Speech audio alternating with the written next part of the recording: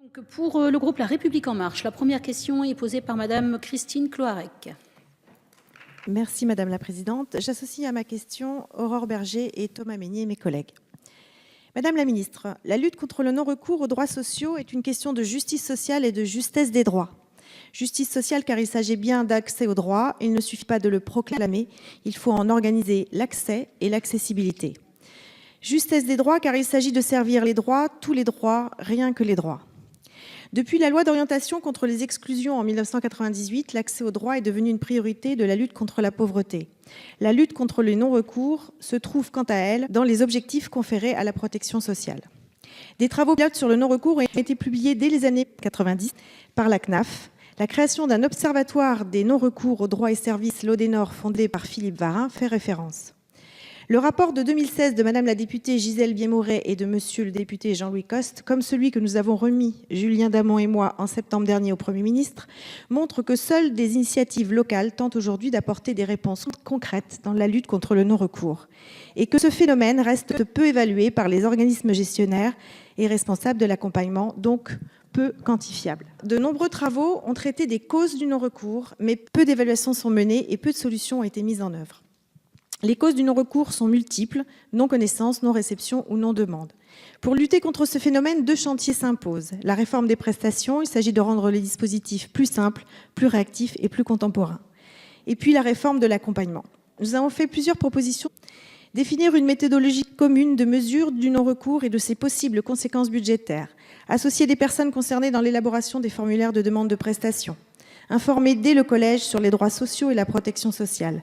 Intégrer dans la formation des travailleurs sociaux les modules d'enseignement sur l'accès aux droits. Réviser la gouvernance et la mise en place des principes d'un guichet unique, d'un référent unique et d'un dossier social unique. Et mettre en place une convention d'objectifs et de gestion interbranche sur l'accès aux droits. Madame la Ministre, pouvez-vous nous donner les solutions concrètes que vous envisagez de mettre en œuvre au regard de ces préconisations pour accroître et améliorer l'accès aux droits ? Qu'en est-il de la généralisation des initiatives locales qui ont fait leurs preuves? Merci. Mesdames et messieurs les députés, Madame la députée, avec Julien Damon, vous avez conduit des travaux sur la juste prestation. J'ai déjà eu l'occasion de vous le redire et je tiens à le réaffirmer ici. Vos travaux ont beaucoup nourri nos réflexions et je vous renouvelle nos remerciements. Concrètement, ils nous ont permis de mettre le doigt sur un chemin de modernisation. C'est peu de dire que le gouvernement a repris à son compte un grand nombre de vos recommandations. J'en citerai simplement quelques-unes qui sont en cours d'être mises en œuvre ou simplement déjà mises en œuvre. S'agissant du système de prestations monétaires, je citerai l'harmonisation progressive des périodes prises en compte pour l'éligibilité des prestations de manière à envisager une plus grande automaticité de l'ouverture de droits, le soutien du développement du portail national des droits sociaux, le PNDS, la simplification des procédures d'accès aux prestations. Avant la fin de 2020, les allocataires n'auront plus à formuler qu'une seule demande initiale pour bénéficier d'un maximum de prestations auxquelles ils sont éligibles à travers une déclaration unique pré-remplie grâce à des échanges d'informations renforcés entre organismes de la sphère sociale et de la sphère fiscale. S'agissant de la réforme nécessaire de l'accompagnement, de nombreuses pistes ont été reprises dans le cadre de la stratégie de prévention et de lutte contre la pauvreté et sont en cours de déploiement.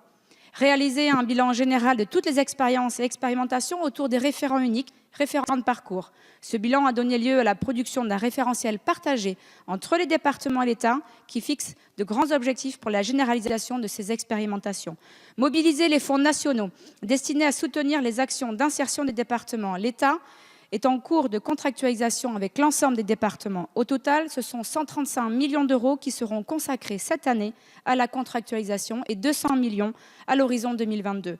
Réduire à moins d'un mois le décalage entre le premier versement du RSA et le premier entretien pour organiser cet accompagnement. Cela fait partie des objectifs auxquels seront adossés la contractualisation avec les départements. Et Madame la députée Biémouret, je suis à votre disposition pour échanger également sur votre rapport. Je vous remercie. Merci Madame la Ministre.